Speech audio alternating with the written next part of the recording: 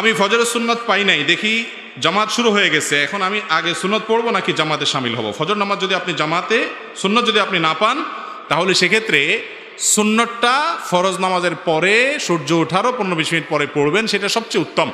তবে ফজরের জামাত চলাকালীন সময়ে যদি আপনি দ্বিতীয় রাকাত পাওয়ার সম্ভাবনা থাকে, তাহলে সেক্ষেত্রে হানাফি মাযহাব অনুযায়ী আপনি সুন্নত পড়ে শামিল হতে পারেন। সেক্ষেত্রেও মসজিদে যেখানে জামাত হচ্ছে একেবারে ঠিক ওখানে কাতারের আশেপাশে দাঁড়াদাঁড়ি করা এটা অনুচিত, কারণ সেটা জামাতের শানের সাথে যায় না।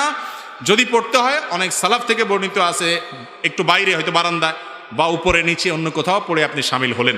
তবে অনেক উলামায়ে কেরাম সেটাও নিষেধ করেছেন, কারণ হাদিসে আসছে ইযা উকিমাতিস সালাহ ফালা সালাতা ইল্লাল মাকতুবা, যখন নামাজের একামত শুরু হয় তখন ফরজ ছাড়া আর কোনো নামাজ পড়া জায়েজ নাই।